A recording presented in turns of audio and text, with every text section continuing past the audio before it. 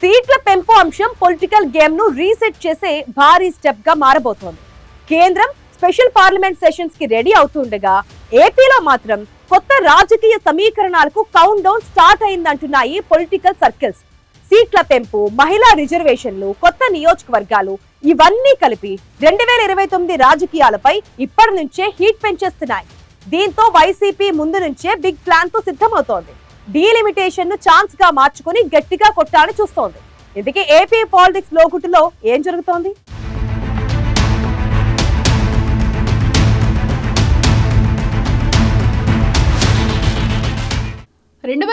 తర్వాత దేశవ్యాప్తంగా మరోసారి డీలిమిటేషన్ ప్రక్రియ మొదలవనుంది.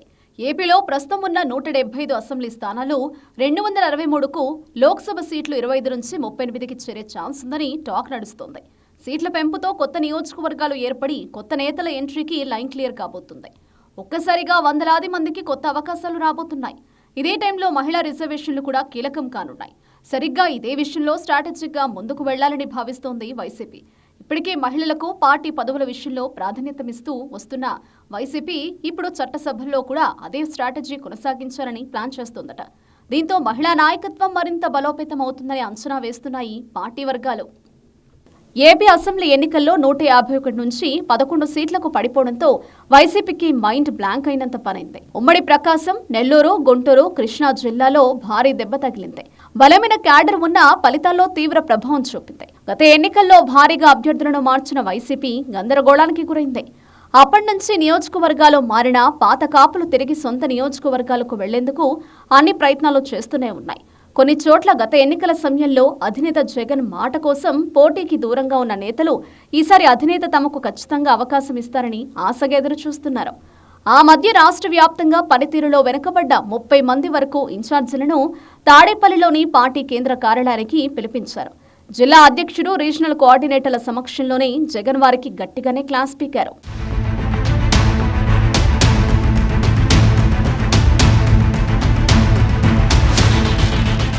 అభ్యర్థులను అటు ఇటు మార్చడం వైసీపీకి కొన్ని చోట్ల మైనస్ అయింది.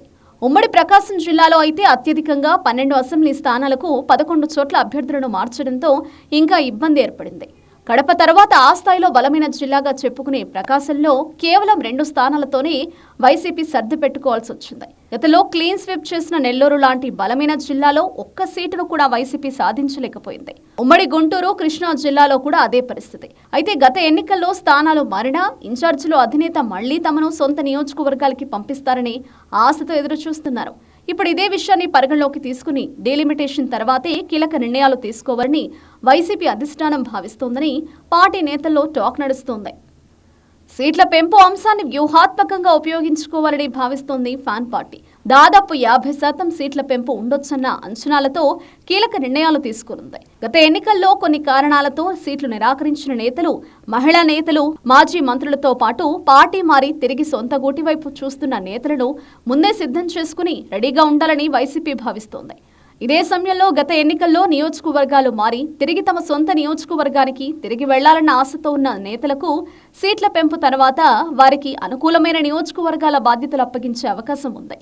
పార్టీ అధికారంలో లేకున్నా పార్టీకి, క్యాడర్కి అందుబాటులో ఉన్న నేతలకు అత్యధిక ప్రాధాన్యమిచ్చి సామాజిక సమీకరణాలు, మహిళా రిజర్వేషన్లు, ఆర్థిక అంగబలాన్ని దృష్టిలో పెట్టుకుని ఈసారి సీట్లు కేటాయించే అవకాశం ఉంది.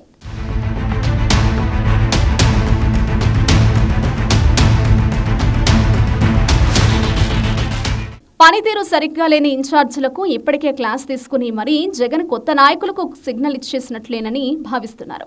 జిల్లాను ప్రాతిపదికన తీసుకుని ఆ జిల్లాలో ఉన్న సీట్లు, పెరిగే సీట్ల సంఖ్య ఆధారంగా పోటీకి అవసరమైన నాయకత్వాన్ని సిద్ధం చేయాలని పార్టీ భావిస్తోంది. దీంతో సొంత నియోజకవర్గాలకు తిరిగి వెళ్లాలని చూస్తున్న పాత నేతలు మళ్లీ ఛాన్స్ కోసం వెయిట్ చేస్తున్న వారంతా సీట్ల పెంపు వైపు ఆశగా చూస్తున్నారు. ఇదే సమయంలో పార్టీ మారిన నేతలు కూడా తిరిగి వచ్చేందుకు ప్రయత్నాలు చేస్తున్నారు. 2019 స్టైల్లోనే ప్రతి నియోజకవర్గంపై డైరెక్ట్ ఫోకస్ పెట్టిన Jagan local feedback, ground reports, cadre అభిప్రాయాలు అన్నింటినీ బేస్ చేసుకుని ఈసారి అభ్యర్థులను ఎంచుకునే అవకాశాలున్నాయని భావిస్తున్నారు.